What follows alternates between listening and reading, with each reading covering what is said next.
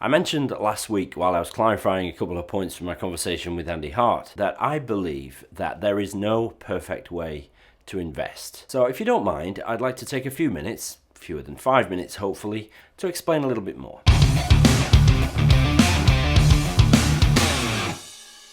Okay, a few of you, not many, but a few have commented that things have been a little bit confusing around here recently. We've been hearing from great minds like Lars Kroyer and Andrew Craig about how they invest, and their differing views, both differing from each other and others and from me, might have been a little bit confusing. So let me just talk you through things a little bit and put 5 minutes on the clock down here, say a quick thank you to my friends at 7IM for continuing to sponsor the show, and let's crack on. Right, so let's be unequivocal here right off the top. There is no perfect way to invest. If there was, we'd all be doing it, right? Instead, there are many equally valid ways to put your money to work. So, my great friend Damien Fay of the excellent Money to the Masses podcast, he talks a lot about momentum investing, and his 80/20 investor service, which I know many of you are members of, helps you follow along and watch what he does with his portfolio so that you can copy it if you want. Andy Hart, when he was on the podcast a couple of weeks ago, explained that he believes there are only really two asset classes that matter: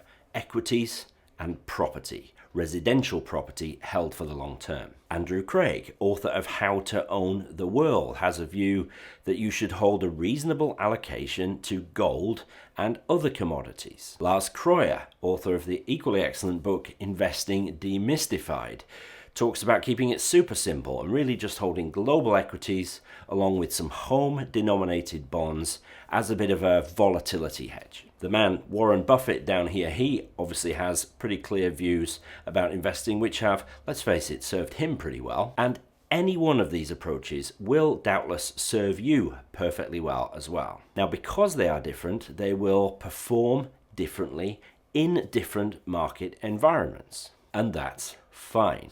But here's the rub though, we need to overlay a human element to this.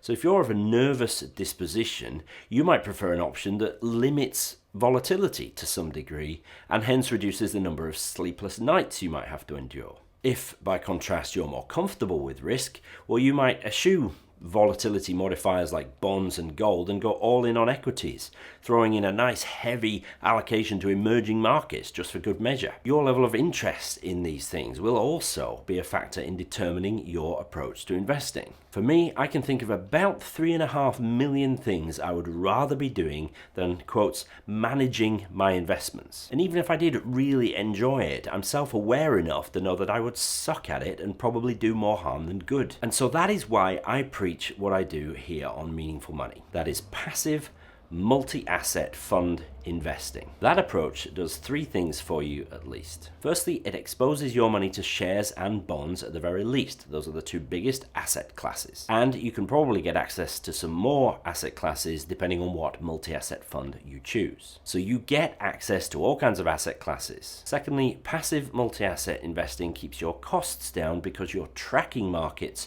rather than paying an expensive fund manager to try and beat the markets. Costs are one lever that you can control in a whole world of stuff that you can't control. And thirdly, passive multi-asset investing provides a fire and forget solution for lazy people. If, like me, you have zero interest in monitoring the changing Sharpe ratio of your funds compared with its peers, or rebalancing regularly like you should, then investing in a multi-asset fund or two will basically take care of all that stuff for you. So I'll keep banging this drum because it appeals to me and this is my show. But I will also keep exposing you to alternatives because you are grown-ups and you can take the key points from the differing points of view that I will continue to have on the show and apply them to your situation and pick out the best bits for you. As a side note, a few people have accused is a strong word, suggested perhaps that I'm not combative enough and that I don't challenge my guests if they believe something different to me when it comes to investing. Not to put too fine a point on it,